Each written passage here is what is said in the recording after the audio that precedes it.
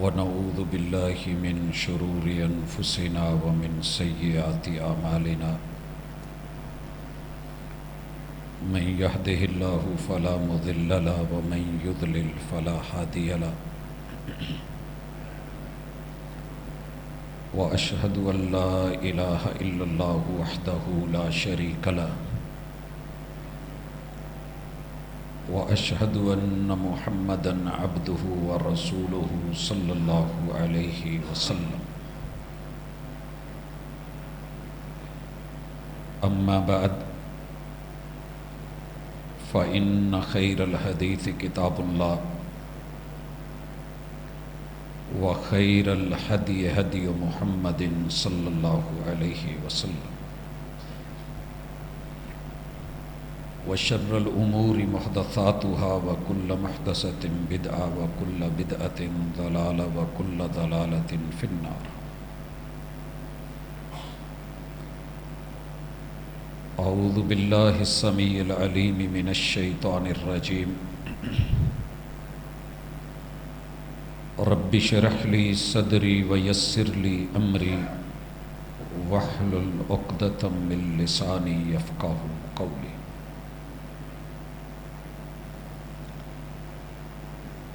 حاضرین مجلس، احباب گرامی،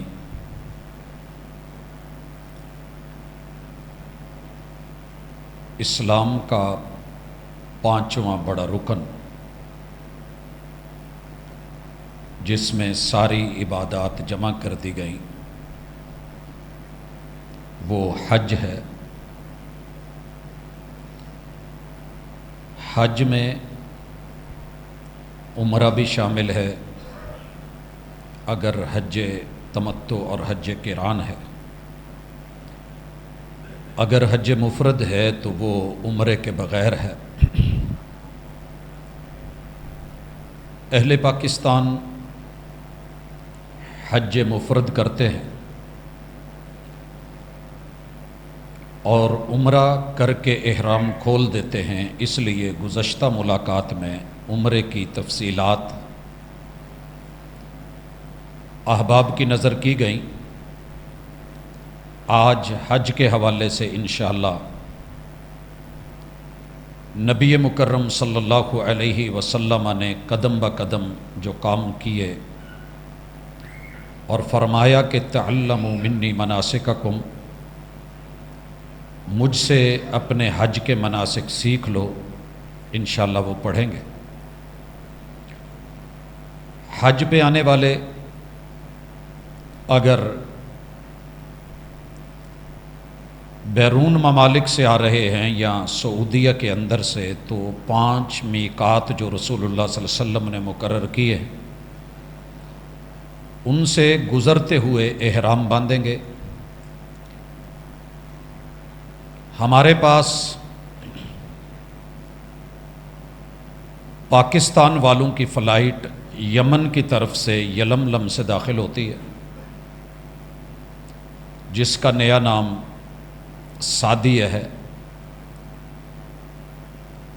مدینہ والوں کی میقات ذوالحلیفہ ہے، نیا نام آبار علی ہے۔ شام سے فلسطین سے آنے والے لوگوں کے لیے سمندر کے کنارے پہ رابغ کے قریب جوفہ ہے، اور ریاض کی طرف سے آنے والے لوگوں کے لیے کرن منازل ہے، نیا نام السیل الکبیر ہے۔ عراق کی طرف سے آنے والوں کے لیے ذات عرق ہے، نیا نام زریبہ ہے۔ تو یہ 5 جگہیں ان کے درمیان سے یا ان سے ہوتے ہوئے جو بھی گزرے گا وہ مرد ہے تو اپنی 2 چادروں کے ساتھ، جس کا طریقہ ہم نے پچھلی ملاقات میں باندھنے کا بتایا تھا۔ میقات سے اگر زمینی سفر سے آ رہے ہیں تو نہا دھو کے، جسم کو خوشبو لگا کے، چادریں پہن کے، خواتین اپنے باپردہ لباس میں وہی ان کا احرام ہوگا جو عام پہنے ہوئے ہیں۔ یہاں سے عمرے کی نیت ہوگی اگر حج تمتع ہے، لبیک اللہم عمرہ، اور اگر حج قران ہے جو کہ بہت کم لوگ کرتے ہیں تو پھر لبیک اللہم عمرۃ و حجہ، اللہ میں عمرہ اور حج دونوں کی ایک ساتھ نیت کر رہا ہوں۔ یہاں سے تلبیہ پڑھتے ہوئے لبیک اللہم لبیک، لبیک لا شریک لک لبیک ان الحمد والنعمت لک والملک لا شریک لک، بآواز بلند ہر مسلک ہر مذہب کلمہ گو کا عقیدے کا پرچار اور اعلان ہے کہ اللہ میں حاضر ہوں، تو اکیلا ہے، وحدہ لا شریک ہے، میں حاضر ہوں، ساری تعریفیں ساری نعمتیں ساری بادشاہیاں تیرے لیے ہیں، تیرا کوئی شریک نہیں، میں حاضر ہوں۔ رسول اللہ صلی اللہ علیہ وسلم اور آپ کے صحابہ نے جو 1.25 لاکھ کے لگ بھگ تھے، ہر بلندی پہ چڑھتے ہوئے اترتے ہوئے یہ تلبیہ پڑھا ہے بغیر جھجک کے، شرم و حیا کے، حتیٰ کہ ان کے گلے بیٹھ گئے۔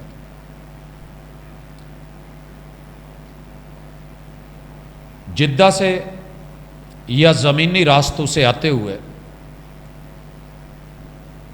جب مکہ پہنچ گئے ہیں تو عمرہ کیا جائے گا۔ عمرے کی تفصیل گزشتہ ملاقات میں چونکہ بیان کی جا چکی ہے، صرف اشارہ کرنا چاہتا ہوں۔ یہ طواف قدوم عمرہ کے اندر آ جائے گا، جو کہ حجاج کے لیے عمرے کے ساتھ جڑا ہوا ہے۔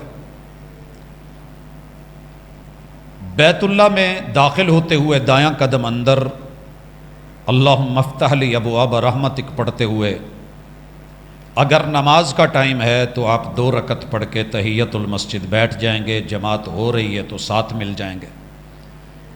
اگر وقت نماز کا نہیں ہے تو اپنا دایاں کندھا ننگا کر لیں گے، مرد حضرات مطاف میں اتریں گے اور حجر اسود سے اپنا طواف شروع کریں گے، 7 چکر طواف، پھر صفا مروہ کی سعی، اس کے بعد اپنے بال منڈوا کے اگر حج تمتع ہے تو احرام کھول دیا جائے گا، اور پھر باقی دن بیت اللہ سے جڑ کر کے کثرت کے ساتھ عبادات، مناجات، دعائیں، طواف کیے جا سکتے ہیں۔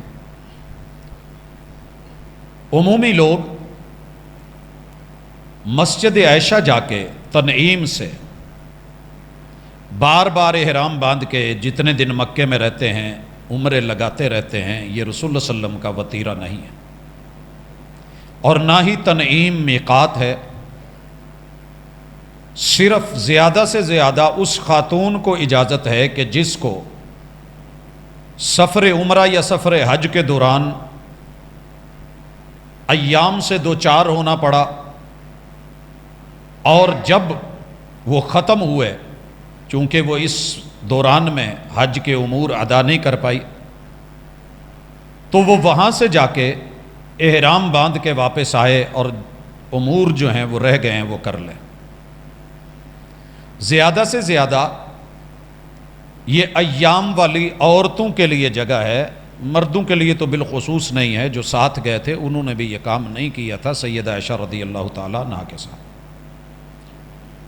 اللہ کے ہاں معیار کثرت نہیں ہے، اللہ کے ہاں معیار اخلاص اور سنت ہے۔ اللہ کے حکم کے لیے خالصتاً، دکھانے کے لیے نہیں، اور پیغمبر علیہ الصلوۃ والسلام کی ادا کے مطابق عمرہ کر کے جتنے دن باقی ہیں 8 ذو الحجہ سے پہلے پہلے آپ مکہ میں جماعت کے ساتھ نماز، سنن اور نوافل گھر میں، تلاوتیں، جو بھی خیر خواہی کا معاملہ ہے کر سکتے ہیں کریں۔ دیکھنے میں یہ آیا ہے کہ ان دنوں کو بڑا عام سمجھا جاتا ہے، یہ موقع بار بار نہیں ملتے۔ نشہ، سگریٹ نوشی، دیگر کئی ساری چیزیں، قباحتیں، حتیٰ کہ بالخصوص جب سے موبائل ہمارے پاس آیا ہے تو وہ سب چلتا ہے جو روٹین میں یہاں ہم کر رہے ہوتے ہیں۔ اس سفر کو غنیمت جانیے، اور آپ اللہ کے مہمان ہیں، ضیوف الرحمن، تو مہمان کے اوپر کچھ ذمہ داریاں ہوتی ہیں، ان کو مد نظر رکھ کے اللہ کے گھر میں رہیے۔ جس دن 8 ذی الحجہ ہو جائے، اسے یوم ترویہ کہتے ہیں، ترویہ، پینے اور پلانے کا دن، پانی بھرنے کا دن، مشکیزیں لینے کا دن، چونکہ اس وقت سواریاں اونٹ تھیں، گھوڑے تھے، تو جانوروں کو پانی پلانا، کیونکہ لگاتار آگے 2-3 دن مسلسل چلنا ہے، تو یہ 8 ذی الحجہ یوم ترویہ کہلاتا ہے۔ آپ اپنی بلڈنگ سے، جو باہر سے آ رہے ہیں وہ ڈائریکٹ جہاں بھی پہنچ سکتے ہیں وہاں پہنچیں گے، عمرہ کرنا ہے تو عمرہ کریں گے، لیکن آپ اگر پہلے پہنچے ہوئے ہیں تو اپنی بلڈنگ سے نہا کے، جسم کو خوشبو لگا کے، احرام کی چادریں وہیں سے باندھ لی جائیں گی۔ بیت اللہ آنا ضروری نہیں ہے، کافی سارے لوگ باقاعدہ بیت اللہ آتے ہیں، یہ رسول اللہ صلی اللہ علیہ وسلم کی سنت نہیں ہے۔ اپنی بلڈنگ سے احرام باندھ کے، انتظامی امور کے تحت آپ کو کچھ پہلے بھی لے جایا جا سکتا ہے، لیکن 8 اصل ہے یوم الترویہ، 8 ذی الحجہ۔ ظہر سے پہلے پہلے مینا پہنچنا ہے، پیدل جائیں، سواری پہ جائیں، جو اس وقت آپ کو صورتحال ایزی ہو اسے اختیار کیا جا سکتا ہے۔ 8 ذی الحجہ یہ تاریخ مغرب تک ہے، مغرب کے ساتھ تاریخ بدل جانی ہے، اسلامی تاریخ۔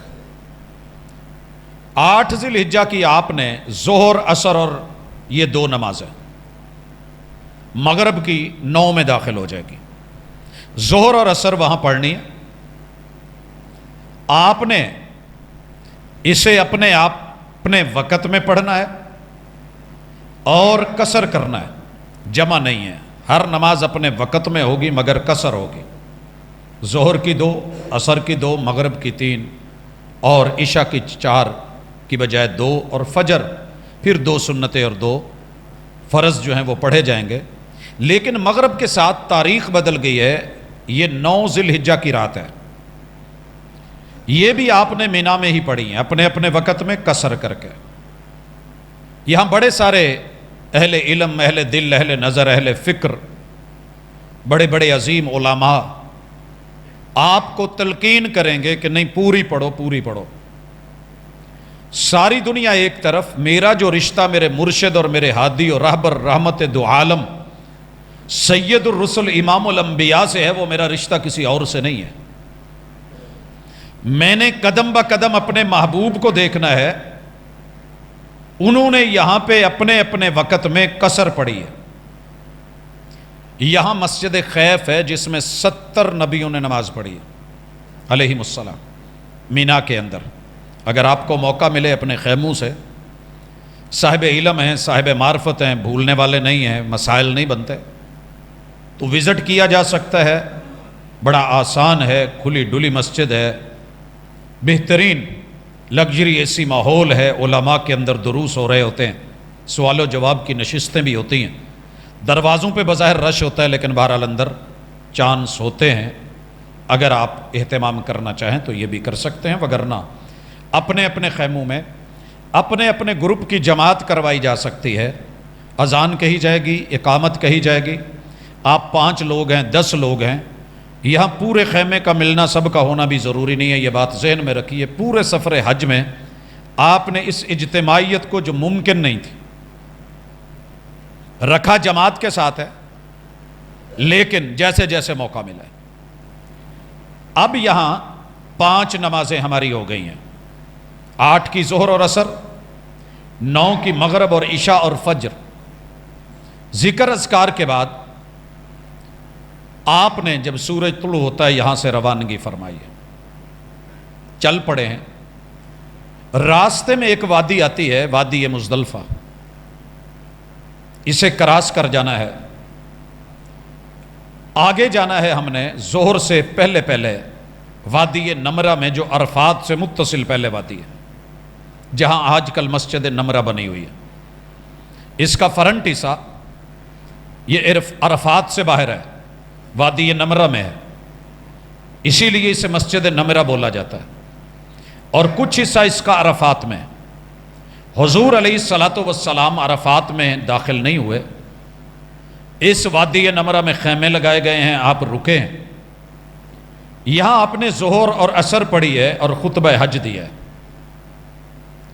یہاں ایک اذان ہوئی ہے ظہر اور عصر دونوں کے لیے. ظہر کی اقامت ہوئی ہے، 2 رکعت میرے محبوب نے پڑھی ہیں، آپ بھی 2 پڑھیں گے. پھر اقامت کہی گئی ہے عصر کی، پھر آپ نے 2 رکعتیں پڑھی ہیں قصر کر کے عصر کی نماز. میرے اور آپ کے مرشد نے خطبہ حج دیا ہے، خطبہ حجۃ الوداع زندگی رہی. تو اس کے اندر کیا کیا چیزیں تھیں وہ انشاءاللہ ہم تفصیل سے کسی وقت رکھیں گے.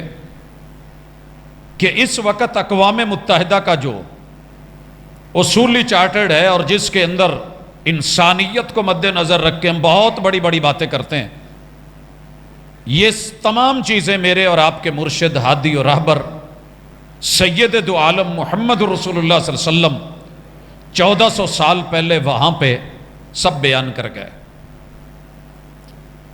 اب اس کے بعد آپ عرفہ میں داخل ہوئے. یاد رہے کہ یہ 9 کا دن ہے، 9 ذی الحجہ یوم عرفہ، اور یہ وہ سال کے پورے دنوں کا افضل ترین دن ہے جس کے اوپر انبیاء نے اپنے رب سے مانگا. اور اسی دن کا روزہ عظمتوں والا، لیکن یہاں پہ یہ روزہ نہیں ہے. میرے اور آپ کے مرشد نے علیہ الصلاۃ والسلام جبل الرحمہ، جہاں آج کل ایک اوپر مینارہ بنا کے کہا گیا ہے کہ یہ آدم علیہ السلام کی یہاں توبہ قبول ہوئی تھی، انہوں نے چکر نکالے تھے. کافی سارے لوگ وہاں چکر نکال رہے ہوتے ہیں، اس کی کوئی حقیقت نہیں ہے. جبل الرحمہ کے پاس اونٹنی پہ میرے اور آپ کے مرشد کھڑے ہوئے، بیٹھے. مہار جو ہے وہ جناب بلال رضی اللہ تعالی عنہ نے پکڑی اور آپ نے اعلان فرمایا کہ ہم اس جگہ وقوف کریں گے. 1.25 لاکھ کی نفری ہے، پورا عرفات جہاں بھی کوئی ٹھہر جائے گا یہ اس کا وقوف ہو جائے گا. اور یہ حج کا وہ اہم رکن ہے، اگر یہ رہ جائے، اس سے ماقبل جو بھی چھوٹ جائے گزارا ہو جائے گا.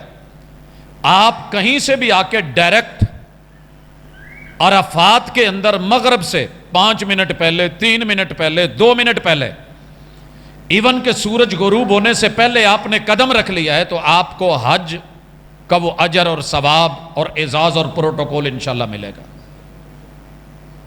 اگر یہ رہ گیا ہے تو پھر اگلے سال صحیح، آپ باقی معاملات کریں گے لیکن حج آپ کا نہیں ہوا. آپ علیہ الصلاۃ والسلام نے وہاں پہ لمبی دعائیں کی ہیں. ہمارے ہاں یہ ہوتا ہے کہ ظہر عصر پڑھنے کے بعد جب خطبہ حج ہو جاتا ہے تو سارے لوگ ماشاءاللہ سب سے پہلے اکثر سگریٹ لگاتے ہیں اور پھر لائیو آ جاتے ہیں، حج پڑھیا گیا. بس ان کے نزدیک یہی حج ہے اور کافی ہے، مبارکیں اور معلوم نہیں کیا کیا کیا کیا گپ شپ. یہ وہ موقع ہے جو معاشر کے میدان کو یاد کرواتا ہے. دنیا و ما فیہا سے بے نیاز ہو کے ایک میدان میں اللہ کی رحمتوں کے منتظر میرے اور آپ کے ہادی اور رہبر و مرشد نے دعائیں کی ہیں. مناجات کیجئے ملک و ملت کے لیے، قوم کی بھلائی کے لیے، انسانیت کے لیے. جو غیر مسلم ہیں ان کے لیے کہ اللہ ان کو ایمان کی دولت دے دے، جو مسلمان ہیں انہیں اسلام کا عامل اور حامل صحیح معنوں میں بنا دے. جو میرے گناہ ہیں اللہ یا امت کے گناہ ہیں اللہ معاف فرما دے. یہاں جب سورج غروب ہوتا ہے، دنیا کی واحد جگہ ہے اور ایسا پہلی بار ہوا ہے کہ میرے محبوب نے، آپ کے محبوب نے اعلان کر دیا ہے کہ لوگوں یہاں مغرب نہیں پڑی جائے گی، سورج غروب ہوتے ہی عرفات چھوڑ دیں، نکلیے کوچ کیجئے. یہ ہے میرے اور آپ کے محبوب کی سنت. وہاں بڑے سارے آپ کے محسن ساتھ گئے ہوئے لوگ، گروپ لیڈرز کھڑے ہو کے باقاعدہ روکتے ہیں، او بھائی جانا نہیں ہے، مغرب پڑھ کے جانا، نماز قضا نہیں کرنا. معذرت کروں گا، ان کا علم بہت زیادہ ہوگا، ان کے پاس ماشاءاللہ ڈگریاں بھی ہوں گی، مجھے اس چیز کا انکار نہیں. لیکن میرا ایمان ہے کہ وہ میرے مرشد سے زیادہ پڑھے ہوئے نہیں تھے، دین ان پہ نہیں اترا۔ ہزاروں دلیلیں لے کے آ جائیں، تعویلیں لے کے آ جائیں، جتنی مرضی گہرائی لے کے آ جائیں، میں حج کے مناسک اپنے محبوب سے سیکھ رہا ہوں، میں ان کا امتی ہوں۔ اگر وہاں جا کے بھی آپ نے مسلکی جنگ ہی لڑنی ہے تو پھر حج رہنے دیجئے۔ پھر ہر مسلک کہہ رہا ہے کہ اس کا نہیں ہوا، اس کا نہیں ہوا، اس کا نہیں ہوا۔ آپ یہ پتا کریں کہ میرے مرشد نے کون سا کام کیسے کیا ہے۔ آپ نے روانگی فرمائی ہے، روانہ ہو جائیے۔ وہاں سے چل کے مزدلفہ پہنچنا ہے، جب بھی پہنچے، جلدی پہنچے یا بدیر پہنچے، وضو کیا جائے گا، اذان ایک کہی جائے گی، اور پھر تکبیر کہے جائے گی۔ 2 لوگ، 3 لوگ، 5 لوگ، 10 لوگ، 50، 100، جتنا مجموعہ اور گروپ ہے، آپ اقامت کے ساتھ 3 رکعت مغرب پڑھیں گے۔ پھر اقامت کہی جائے گی اور عشاء پڑھی جائے گی۔ یہاں نبی مکرم صلی اللہ علیہ وسلم نے عشاء پڑھتے ہی آرام فرمایا۔ بڑے سارے لوگ تسبیحات پکڑ کے یہاں بھی اپنے آپ کو ثابت کریں گے کہ میں جاگ سکتا ہوں، میں یہ کر سکتا ہوں، میرے محبوب بھی جاگ سکتے تھے۔ مگر جو اگلا دن آنے والا ہے تھکا دینے والا ہے، لہٰذا میرے محبوب علیہ الصلوۃ والسلام خود بھی سو گئے، آپ کے ساتھی بھی سو گئے، اور یہاں سونا بھی عبادت ہے۔ اور میرے کاغذوں میں واللہ تعالی عالم، ساری دنیا میں کسی بھی دھرتی پہ سو کے دیکھیں وہ مزہ نہیں ہے۔ جو بڑے بڑے اہل دل، اہل نظر، اہل علم، اہل پیسہ، مال دولت والے، امیر غریب کے فرق کے بغیر اس پتھریلی زمین کے اوپر جب لیٹتے ہیں تو اللہ کی قسم، وہ جو مسجد دیکھ کے اقبال نے کہا تھا نا کہ ایک ہی صف میں کھڑے ہو گئے محمود و ایاز، نہ کوئی بندہ رہا نہ کوئی بندہ نواز، کبھی اس میدان میں بھی آ کے دیکھیں کتنے بڑے بڑے ہیرے میرے رب نے مٹی میں لٹائے ہوتے ہیں اور وہ فخر سے لیٹے ہوتے ہیں، وہاں پہ احساس کمتری کوئی نہیں۔ سونا عبادت، سوئیے۔ بڑی ساری دنیا کہے گی اٹھلا یار پھر راتا نہیں لبڑیاں، ہم کہیں گے سو جا یار، پھر ایسی سنت کے مطابق نیند کا موقع نہیں ملنا۔ لیٹیے، آرام کیجئے۔ یہ واحد جگہ ہے جہاں میرے مرشد نے علیہ الصلوۃ والسلام تہجد بھی نہیں پڑھی۔ اب جب فجر کا ٹائم ہوگا، اذان ہوگی، اقامت ہوگی، 2 سنتیں پڑھی جائیں گی، پھر 2 فرض۔ یہ ہے آپ کی مزدلفہ کے اندر 3 نمازیں، عرفات میں ظہر اثر 2 نمازیں، مینا میں 8 کو ظہر اثر اور 9 کی رات کو مغرب اور عشاء اور فجر۔ یہ آپ نے 5 وہاں پڑھی اپنے اپنے وقت میں قصر کر کے، عرفات میں جمع کر کے قصر کر کے، مزدلفہ میں مغرب اور عشاء جمع کر کے قصر کر کے، فجر پڑھ کے آپ وہاں پہ پہاڑ تھا مشعر الحرام، وہاں گئے، اور آج وہاں مسجد مشعر الحرام بنی ہوئی ہے۔ آپ نے سورج طلوع ہونے سے پہلے لمبا ذکر کیا، یہاں پچھلی رات ہی لوگ ہانکنے لگتے ہیں، بھاگنے لگتے ہیں، کچھ نہیں ہوتا، تھوڑا فاصلے پہ آگے مینا ہے، سنت کے مطابق فجر پڑھیے، آہستہ آہستہ، نو پرابلم، سب ہو جائے گا۔ آپ 50 لاکھ ہیں، 40 لاکھ ہیں، ملینوں میں ہیں، اللہ نے یہاں سے سب کو گزارنا ہے، اللہ کو نہیں پتا، وہ ٹریفک اس کی ہے، کل فی فلک یسبحون، چلے گا، صرف حوصلہ رکھیں، کچھ نہیں ہوتا۔ سورج طلوع ہونے سے پہلے ذکر اذکار کے بعد یہاں سے روانگی ہوگی۔ مینا کے اور مزدلفہ کے درمیان ایک وادی محصر آتی ہے جہاں پہ اللہ تعالیٰ نے ابرہہ اور اس کے ہاتھیوں پہ عذاب اتارا تھا۔ یہاں سے میرے محبوب تیز ہو گئے تھے۔ اگر موقع ملے تو اس جگہ پہ اشارے موجود ہیں، آپ تیزی سے گزریں گے، گاڑی ہے، آپ خود ہیں، اور اگر رش ہے تو ظاہر ہے آپ زیادہ تیز نہیں چل سکتے، اسی لیول پہ چلیں گے جو ایک ٹریفک کا بہاؤ ہے۔ مینا پہنچیں گے، مینا میں جب انٹری لیں گے، مزدلفہ والی سائڈ سے انٹر ہوتے ہوئے سب سے پہلے چھوٹا جمر آتا ہے جسے چھوٹا شیطان کہتے ہیں. شیطان کی کوئی دلیل نہیں ہے ہمارے پاس.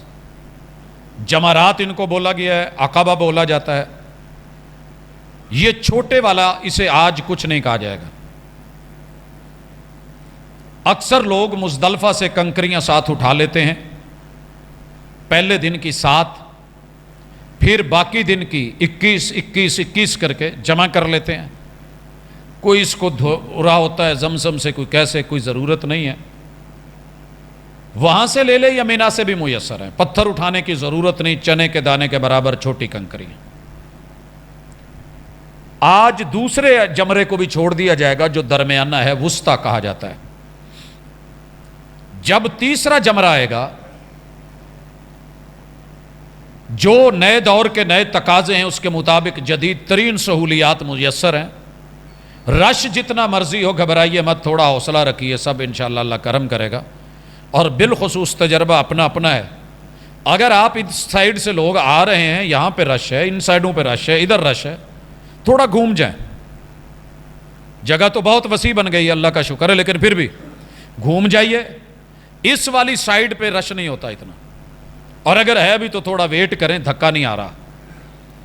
لوگ نکلنے دیں، تھوڑا اندر گھسیے. صرف اللہ ان لوگوں سے بچائے جو اس وقت چھتری یا چھتر وغیرہ یا غصے میں آ کے روڑا پتھر اور شیطان کو سارا مار رہے ہوتے ہیں. اور ہم نے یہاں بھی لطیفے بنائے ہیں. ہمارے ایک بڑے پڑھے لکھے پروفیسر صاحب تھے، ایک دن آئے تو کہنے لگے، یار میں جدو گیا نا، میں ماری نہ پہلی روڑی تے کنکر تے مینوں اگو کہن لگا، اوے چودھری تم ہی وٹے مارے گا سانو اج، توں تے اپنا ہے. اگر تو ضمیر کو سمجھانے کے لیے کوئی اندر کی آواز ہے تو بیسٹ. اگر لطیفہ گوئی ہے یا لطیفہ بازی ہے تو معذرت، یہ اللہ کے شاعر ہیں، یہاں لطیفے نہیں. یہاں پہ جوش اور جذبہ اور گالیاں نہیں. اس سائیڈ پہ آپ کے قبلہ ہوگا، یہاں سے جیسے بنا ہوا ہے، قبلے والی سائیڈ سے ادھر ہو کر کے اگر جگہ ملے تو بیسٹ ہے. سنت کے مطابق بھی اللہ اکبر کہہ کے آپ نے ایک کنکری حوض میں پھینکنی، آٹومیٹکلی اسے لگ کے نیچے گرنی ہے، ویسے نہیں گرتی. اور اگر ڈائریکٹ آپ کا نشانہ ہے، لگ جاتا ہے، اتنے آپ قریب ہیں تو کوئی پرابلم نہیں ہے. لیکن اتنی دور سے نہیں ماریں کہ ماشاءاللہ حاجیوں کی کھتیاں اور ان کے سر پھٹیں. معذرت کے ساتھ یہ حرم ہے، لحاظ رکھیے گا، تھوڑا قریب چلے جائیے. یہاں اپنے 7 کنکر مارنے ہیں. اب یہ 10 تاریخ ہے، جب سورج طلوع ہونے سے پہلے، پتہ 10 کب شروع ہو گئی تھی؟ جب ہم عرفات سے چلے تھے، مغرب کے ساتھ ہی 10 کی رات تھی. ہم کہاں رکے؟ مزدلفہ میں. 10 کے دن کو ہم پہنچے مینا میں، اور مینا میں پہلا کام ہے کنکریاں مارنا. اس کے بعد دوسرا کام ہے قربانی کرنا. اگر آپ منہر میں آپ کی الیک سلیک ہے، کوئی معرفت ہے تو آپ کر سکتے ہیں جا کے، نہیں تو جو آپ نے قربانی جس شرکے کو، جس کمپنی کو، جس بنک کو دے رکھی ہے، آپ کی وہ قربانی چیک کر کے پورے رولز کے ساتھ، قاعدے قانون کو، شروط کو مد نظر رکھ کے، وہاں پہ علماء، طلباء، اہل علم، جانوروں کی اچھی خاصی چھانٹی، ایسے وہ نہیں آنے دیتے، ہمارے طرح کا ماحول نہیں ہے، وہ قربانی آپ کی وہاں ہو جائے گی. تیسرا کام سر کے بال منڈوانے ہیں. عمرے پہ ٹنڈ کروائی ہے، یہاں بھی ٹنڈ کروائی جا سکتی ہے. عمرے پہ چھوٹے کروائے تھے، یہاں پہ چھوٹے بھی کروائے جا سکتے ہیں، ٹنڈ بھی کروائی جا سکتی ہے. بہرحال رسول اللہ صلی اللہ علیہ وسلم نے حلق کروایا تھا، بال منڈوائے، ٹنڈ کروائی تھی.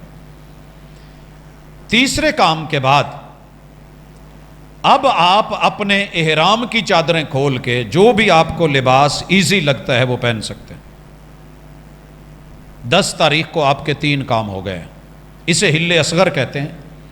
ازدواجی تعلقات کے علاوہ باقی معاملات آپ پہ ختم، سوائے اس کے کہ اب آپ نے جا کے مکہ میں دوبارہ سے طواف کرنا ہے. اور یہ طواف حج، طواف زیارہ یا طواف افاضہ، 3 نام ہیں اس کے.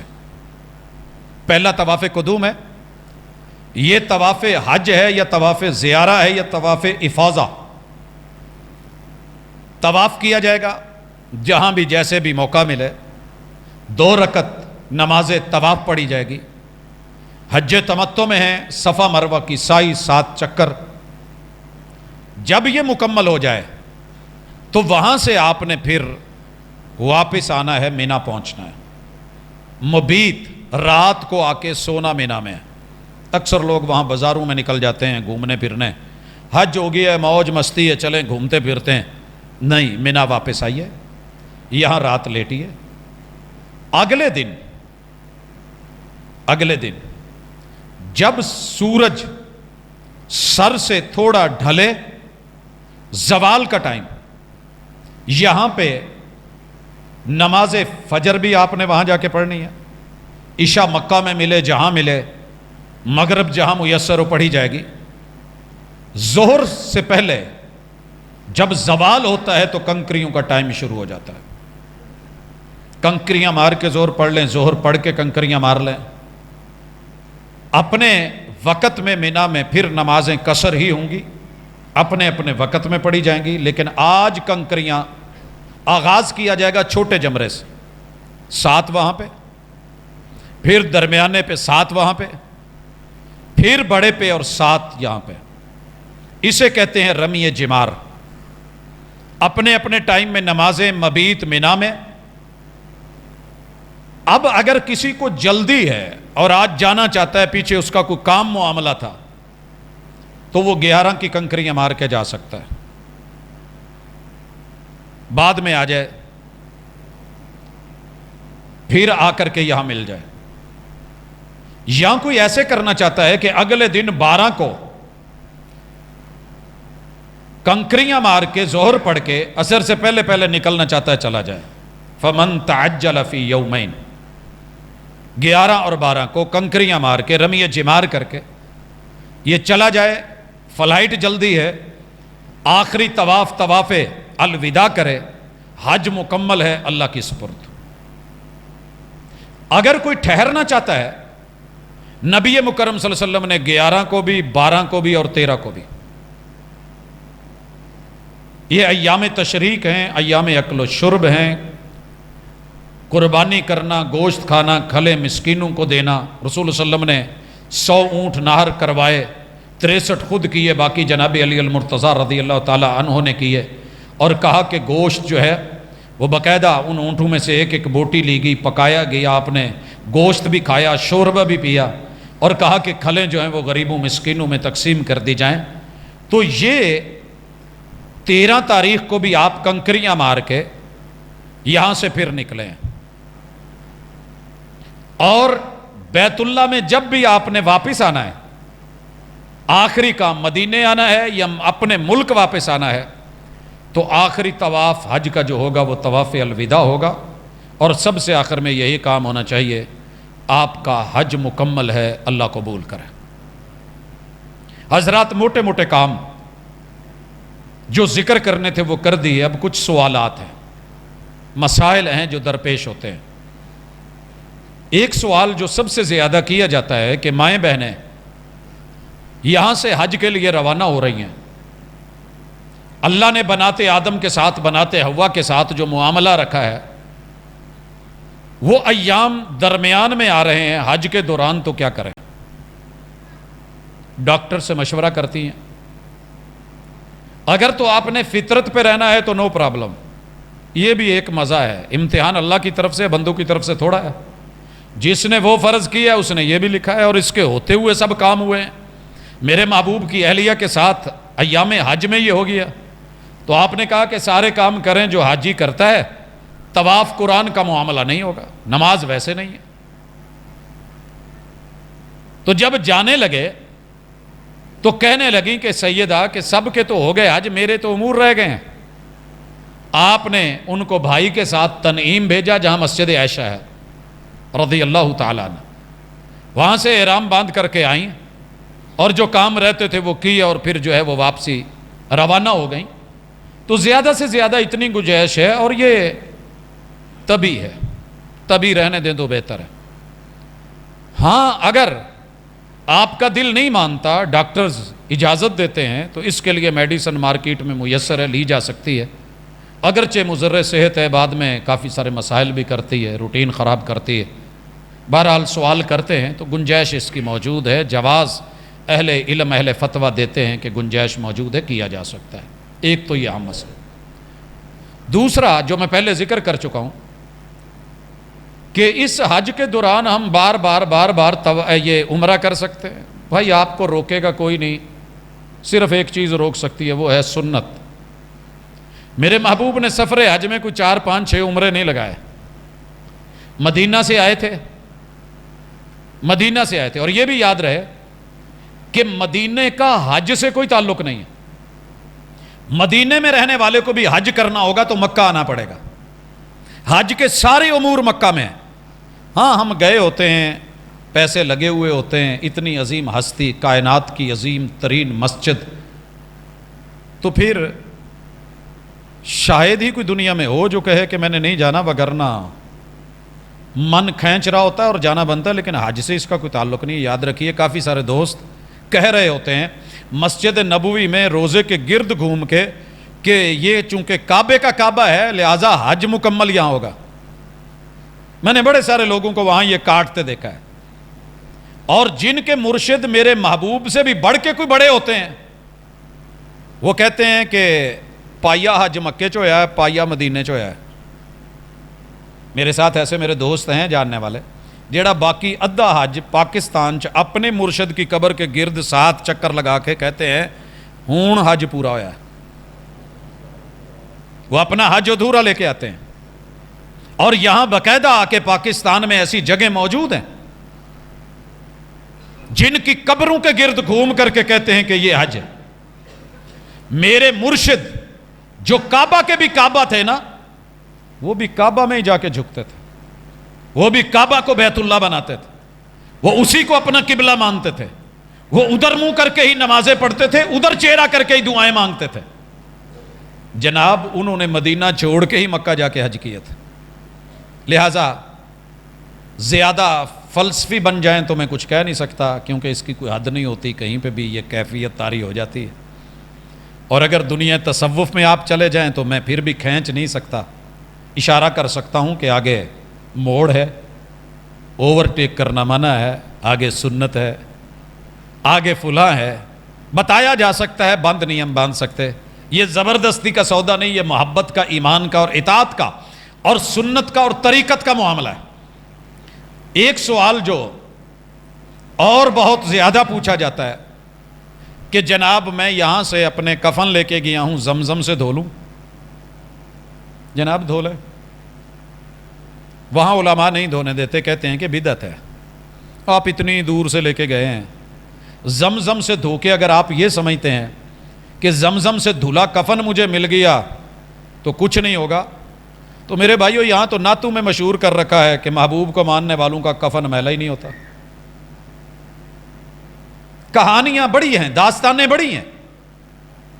زمزم بڑا اعزاز ہے، اور اس کا شرف کیا ہے؟ لما شرب، جس مقصد کے لیے اسے پیا جائے اللہ وہ مقصد پورا کرتے ہیں، یہ صحیح حدیث ہے۔ آپ اس نیت سے پی لیں کہ اللہ مجھے عذاب قبر نہ ہو، پئیں، مگر کفن دھونے سے بات نہیں بنے گی۔ ایسے ہی ہوتا تو میرے محبوب جب آئے تھے تو بھیج دیتے، کفن کئی سارے دھل کے آ جاتے، لیکن آپ کا کفن جو ہے وہ پیور لٹھے کا، کورا لٹھا، یمن سے آیا ہوا سوتی، ان 3 چادروں میں جو سہولی تھی، یمنی تھی، ان میں دیا گیا تھا۔ حالانکہ آپ تو اتنا عرصہ مکہ آنا جانا سب کچھ تھا، اس کی کوئی حقیقت نہیں ہے، باقی آپ کے دل مانے کی بات ہے۔ بڑے سارے لوگ لگے ہوتے ہیں، دھو رہے ہوتے ہیں، پانی بھر رہے ہوتے ہیں، کر رہے ہوتے ہیں، بہرحال ان کی شرن کوئی ضرورت نہیں ہے۔ اسی طرح ایک اور سوال کہ سفر حج میں بیت اللہ کے ساتھ چپکنا اور چومنا کیسا ہے؟ اکثر لوگ کہہ رہے ہوتے ہیں جی ٹھیک ہے، ضروری ہے، جائز ہے، فرض ہے، اور اگر پوچھ لے تو کہتے ہیں منع نہیں ہے۔ میرے بھائی عبادت اصل میں ہوتی منع ہے، یہ قاعدہ یاد رکھیں، اصل میں عبادت منع ہے الا کہ اس کی دلیل سے ثبوت مل جائے۔ فرض نمازیں کتنی ہیں؟ 5، چھٹی کیوں نہیں؟ دلیل کوئی نہیں ہے۔ میرے محبوب نے ہر رات پڑھی ہے سوائے مزدلفہ کے۔ تہجد کی نماز فرض نہیں ہے، قیام اللیل فرض نہیں ہے، تاکید بہت ہے، مگر دلیل کوئی نہیں ہے فرض کی. کل کو کوئی مجھے کہے جی منع دکھا دیں تو میں کہاں سے منع لاؤں گا؟ اصل ہی منع ہے. عبادتوں میں اصل منع ہوتی ہے اور معقولات اور مشروبات میں اصل حلت ہوتی ہے. کوئی کہے جی کھانے کی دلیل، اصل کھانے کی دلیل ہے، میں حرمت کی دلیل لاؤں گا. بیت اللہ کو چومنا، چاٹنا، آنکھوں سے لگانا، کپڑا پھیرنا اور پھر اس کے چھوٹے چھوٹے ٹکڑے کر کے دینا، میں بیت اللہ نال پھیر کے لے آیا جی، انہوں اکھاں تے رکھ کے سویا کرو. ایسی کوئی حقیقت نہیں. میرے مرشد نے صرف حجر اسود کو چوما ہے اور مرشد کے پاس پڑھنے والے مریدوں نے اعلانیہ کہا تھا حجر اسود کو. جناب عمر تیری عظمت کو سلام، تربیت کو سلام.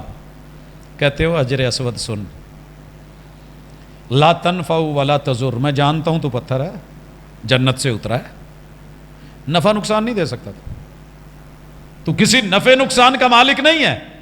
لولا انی رأیت رسول اللہ صلی اللہ علیہ وسلم قبلک لما قبلتک. میرے مرشد نے تجھے ہونٹ نہ لگائے ہوتے اور میری اپنی آنکھوں نے دیکھا نہ ہوتا تو عمر تجھے کبھی چومتا نہ. یہ میں سنت سمجھ کے چوم رہا ہوں، نفع نقصان کا مالک تو نہیں ہے. تو پھر کیا خیال ہے ان پتھروں کے بارے میں؟ یہ میری مرشد کے دربار کے رنگ کا پتھر ہے. میں نے سوٹ بھی اسی کلر کا پہنا ہے، کیپ بھی وہی لگا لی ہے، میں نے سارا کچھ سمجھ کر لیا. یہ سفید آیا تھا، ابیض تھا، اسود ہو گیا ہے. وہی تو ہے جو فیصلہ کرتا ہے پتھر کے مقدر کا، کسے ٹھوکر پہ رکھنا ہے، کسے اسود بنانا ہے. ہم جو پتھر خریدتے ہیں، میں کہا کرتا ہوں سارا ماربل ہوتا ہے، مسجد کے لیے خریدا جاتا ہے، ہم کہہ کے آتے ہیں مسیطیں لگنا ہے، لیکن ان میں سے جو پلاٹ مسجد کے لیے خریدا ہے، کوئی محراب کی جگہ بن جاتا ہے، سجدے کی جگہ، اور کوئی واش روم کی جگہ بن جاتی ہے. وہی تو ہے جو فیصلہ کرتا ہے پتھر کے مقدر کا. یہ پتھر خاک بدلیں گے، میری قسمت کو میں جہاں رکھ دوں یہ کروٹ لے نہیں سکتے. کافی سارے حجاج وہاں مکے اور مدینے میں پتھر ڈھونڈ رہے ہوتے ہیں، یہ پیور ایرانی ہے. جیسے زعفران ڈھونڈ رہے ہوتے ہیں نا کتے ایران دا لب جائے، اسی طرح پتھر بھی ڈھونڈ رہے ہوتے ہیں. لے آ جتنے مرضی لے آ. میں نے شاید ہی مکے کی کوئی پہاڑی ہو جہاں کا پتھر اپنے بیگ میں نہیں رکھا ہوا تھا. اس لیے نہیں کہ اس سے میرے حالات بدلیں گے، اس لیے کہ ان پتھروں پہ لیٹ کے میرے بلال نے پھر بھی کلمہ پڑھا تھا. پتھر رستے کی رکاوٹ نہیں بنتے اگر ایمان کا فیض جاری ہونے لگے. حضرات اس لیے چومنے کو حجر اسود تک رہنے دیں، موقع مل جائے. اچھا یہ چومنا سنت ہے، کسی کو تکلیف دینے سے بچنا فرض ہے اور دینا حرام ہے. سر پھاڑ کے، خون و خون ہو کے، ننگے ہو کے، چادریں اتروا کے پھر جا کے اگر چوما تو کیا چوما. حج ہوتی ہی وہ ہے جس میں رفث نہیں، جس میں فسوق نہیں، جس میں جدال نہیں، جس میں لڑائی نہیں، جس میں قتال نہیں، تکار نہیں، گالی گلوچ نہیں. بڑے مواقع آتے ہیں، کئی دفعہ ہمارے دور میں تو تھے، اب کا پتہ نہیں، اللہ بہتر جانتا ہے. اذان کے ساتھ ہم ویٹ کرتے تھے، لائن لگ جاتی تھی، لائن میں آ جاتے تو کئی چانس مل جاتے تھے حجر اسود کو چومنے کے. بہرحال ایک اور چیز، بڑے سارے لوگ نماز کے اندر منتظر ہوتے ہیں، سلام ابھی امام نے پھیرا نہیں، اٹھ کے بھاگ کھڑے ہوتے ہیں، چل کے لائن لگا لیں. بھئی سلام پھیرنا بھی ضروری ہے. خیر، ایک اور بڑا سوال جو اکثر پوچھا جاتا ہے کہ میں بال صفا مروہ کی سائی کر کے نہیں کٹوا سکا عمرے میں، کیا کروں؟ جناب آپ بلڈنگ میں جا کے کٹوا لیں، راستے میں نائیوں کی دکانیں ہیں، جب کٹوائیں گے تب آپ پہ احرام کی جو ہے وہ شرطیں ختم ہونی ہیں، جو حدود کو یود ہیں. آپ احرام سے تب نکلیں گے. کسی شخص نے جا کے یاد نہیں رہا، نہا لیا، چادر اتار لی، یاد نہیں رہا، پتہ نہیں تھا، اللہ معاف کرنے والا. کافی سارے لوگ آپ کو ملیں گے قدم قدم پہ دم ڈالتے جائیں گے، قربانی کر دیں، جانور دے دیں. بہرحال اگر آپ میں ہمت ہے تو آپ دے لیں، وگرنہ قدم قدم پہ دم نہیں ہے.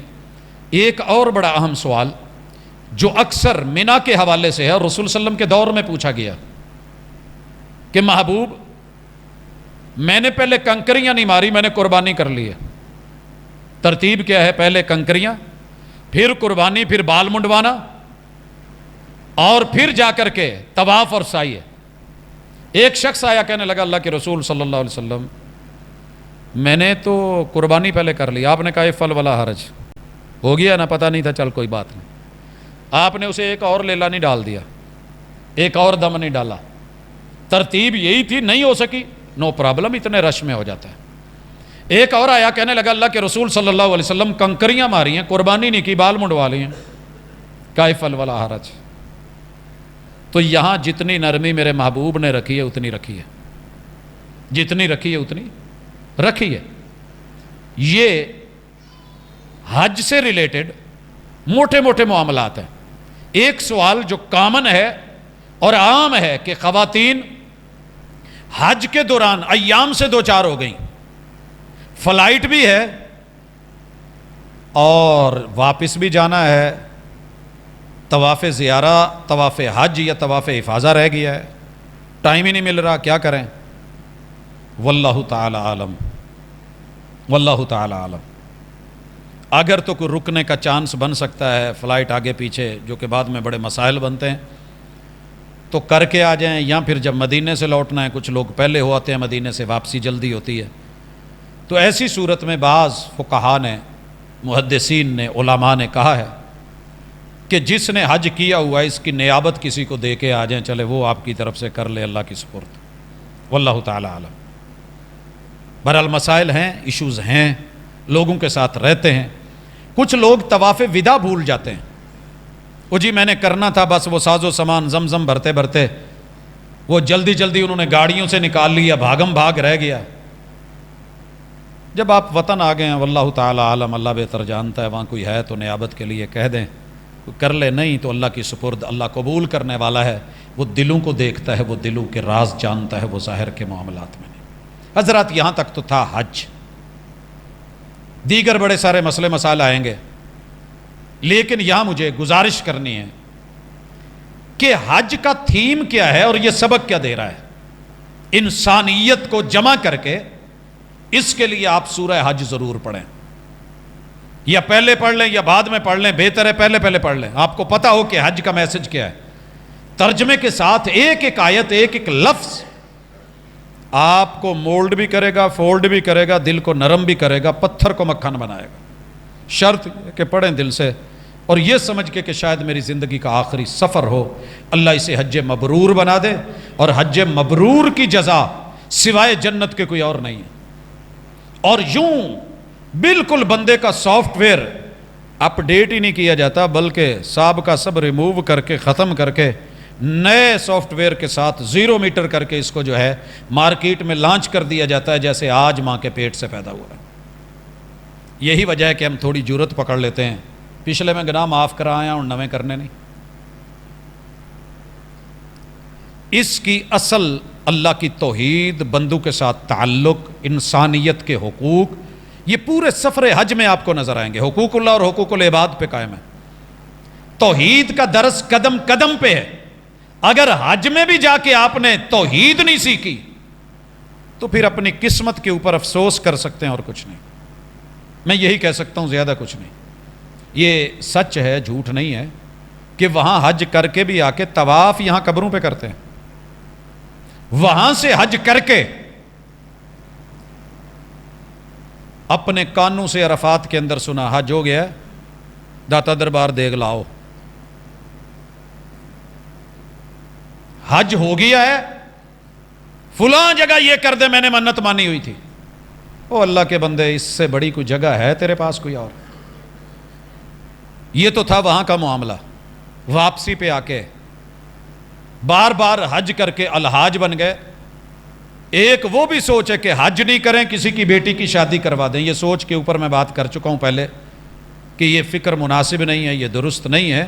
یہ فریضوں میں سے ایک فریضہ ہے، جو ہی اللہ ہمت دے اسے کیا جائے گا، کیا جائے گا۔ باقی رہ گیا ادھار اٹھا کے، ضرورت نہیں، استطاعت میں نہیں ہے۔ میاں بیوی میں سے کسی ایک کی استطاعت ہے تو گھر میں جنگ مت ڈال لیں، جس پہ فرض ہو گیا ہے وہ کر آئے، اللہ کوئی آگے سبب بنا دے گا۔ پہلے محرم کی ضرورت ہوتی تھی، اب تو محرم کی بھی شرط اٹھا دی گئی ہے۔ بہرحال یہ انتظامی امور میں اٹھائی گئی ہے۔ رسول اللہ صلی اللہ علیہ وسلم کی شرط ویسے کی ویسے برقرار ہے کہ محرم کے بغیر عورت سفر نہیں کرے گی، بھلے جتنا مرضی رفقا مامونہ ہو، ساتھ میں بہنیں ہوں، بھائی ہوں، یہ سالی بن کے جائے، یہ چچی بن کے جائے، کیونکہ بغیر محرم کے وہاں عورتوں کے ساتھ جو حشر ہوتے ہیں ان آنکھوں نے 6 سال دیکھے ہیں، اور کس قدر بدترین احوال اور پریشانیوں سے گزرنا پڑتا ہے یہ وہ جانتا ہے جو جاتا ہے، یہ اپنی کہانی کسی اور کو شاید بتا بھی نہیں سکتا۔ اس لیے کوشش کریں اللہ تعالیٰ نے جو محرم کا یہ معاملہ رکھا ہے اس کے ساتھ جائیں، اور واپس آ کے حج کرنے کے بعد ہم ماشاءاللہ جو کرتے ہیں اس کے اوپر ہماری وہی سابقہ روٹین، وہی بے ایمانی، وہی ناپ تول میں کمی، وہی ہماری کرپشن، وہی ہمارا جھوٹ، الحاج لکھ لیا گیا ہے، ممبر پہ چڑھ کے حج کر کے حاجی صاحب سر پہ قرآن رکھ کے پھر دین میں جھوٹ بولنے کو ضروری سمجھتے ہیں۔ حاشا وکلا، ایسے نہیں ہے، ایسے مت کریں۔ ویسے تو اچھا نہیں لگتا لیکن بابا جی نے نقشہ کھچیا ساڈا ہی ہے، وہ جڑا کہندے نے نا کہ حج بھی کیتی جاندے ہو تے لہو بھی پیتی جاندے ہو۔ ہم چیک کر کے دیکھ لیں، ہمارے حج کے دوران خون بہا رہے ہوتے ہیں، دھوکے دے رہے ہوتے ہیں، فراڈ دین کے معاملے میں، سنت کے معاملے میں، فرائض کے معاملے میں، نوافل کے معاملے میں، وہاں بیٹھ کے قوالیاں ہو رہی ہوتی ہیں۔ جانے دیجئے، تھوڑا ترس کھائیں اپنے بھی حالات پہ، کچھ سمجھیے کہ یہ سفر کتنا مقدس ہے۔ بڑی ساری دنیا کو میں نے یہاں بدلتے دیکھا ہے، تبدیل ہوتے دیکھا ہے، مگر بڑے سارے دنیا پہلے سے بھی زیادہ پتھر دل ہو کے، سخت دل ہو کے یہاں لوٹتی ہے۔ تو وہ کام نہ کریں کہ حج بھی کیتی جاندے ہو تے لہو بھی پیتی جاندے ہو، دلاں دے پھٹ تے سیندے نہیں، ٹوپیاں سیتی جاندے ہو۔ کتنی ٹوپیاں لے کے آئے ہیں؟ میں جی 70 قسم کی 70 ملکوں کی کیپس لے کے آیا ہوں، میں نے بڑی دی ہیں، لیکن جن سے صلہ رحمی کا تعلق تھا ان کو سلام نہ جاتے ہوئے لیا ہے نہ آتے ہوئے ملا ہے، نہ بہنوں کو بلایا ہے نہ بھائیوں کو بلایا ہے۔ بڑے سارے مجبور حالات کے، ٹھیک ہے بھائی تو کر سکتا ہے لیکن منع ہے۔ دلاں دے پھٹ تو سیندے نہیں، ٹوپیاں سیتی جاندے ہو، نفساں تے چھری تے پھیری نہ دمبئی کیتی جاندے ہو۔ کچھ اوتھے کر کے جان لگیا ہی تو کر کے گیا سی، حاجی صاحب آج تے چلے نا، اتنے اونٹ ہوئے ہیں، اتنے چھترے ہوئے ہیں، اتنے بکرے ہوئے ہیں، اتنے ویڑے ہوئے ہیں، آندیاں میرے انہیں ویڑے ٹھا دو، ماشاءاللہ ٹھا دیتے نے، نفساں تے چھری تے پھیری نہ دمبئی کیتی جاندے ہو۔ حج کر آئے نے ہون فرض نہیں پڑھنے، اپا نماز دی کی لوڑ ہے۔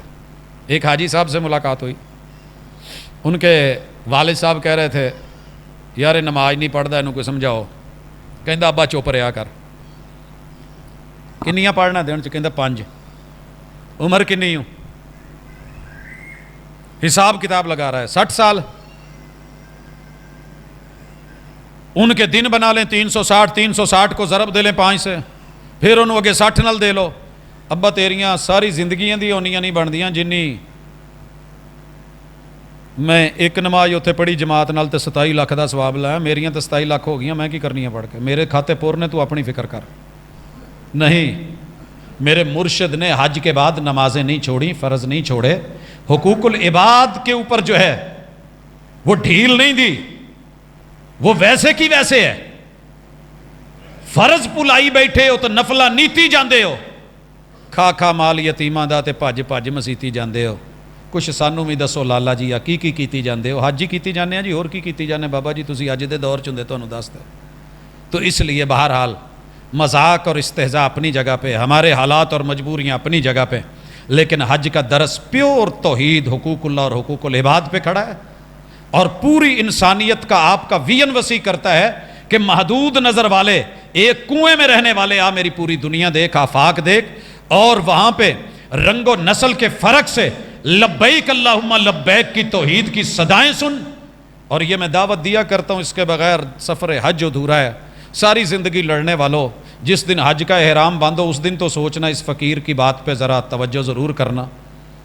میرے شہر کی 1.25 لاکھ مزاروں درباروں سے ظاہری بات نہیں، پیروں فقیروں کے دربار سے احرام باندھنے والے، ملتان سے باندھنے والے، پاک پتن شریف سے، علی پور شریف سے، لاہور بھاٹی سے باندھنے والے، کیا کبھی بھی کسی نے لبیک اللہم لبیک کے علاوہ کو بات کی ہے؟ کیوں آپ یہ تلبیہ یاد کر کے جاتے ہیں؟ کیوں سن کے جاتے ہیں؟ کس نے سکھایا ہے؟ ہر مسلک والے کو بولنا پڑتا ہے، اور یہ صداقت اور سچائی ہے اس امانت کی جو محمد رسول صلی اللہ علیہ وسلم نے دی تھی۔ اپنی زبان میں ساری عمر جو مرضی بول، تجھے عربی میں آ کے تلبیہ میں وہی کہنا پڑے گا، لبیک لا شریک لک، اللہ یہ بھاٹی والا تیرا شریک نہیں، یہ مشکل کشا نہیں، یہ حاجت روا نہیں۔ وہ تجھے ڈر نہیں لگتا؟ توڑ نہ لا دینی، اللہ ڈر کیوں لگے؟ بادشاہی تیری ہے۔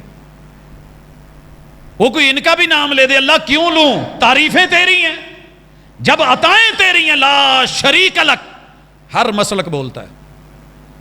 تو جی کسی نے کہو بھی تو پھر بھی نہیں مانتا۔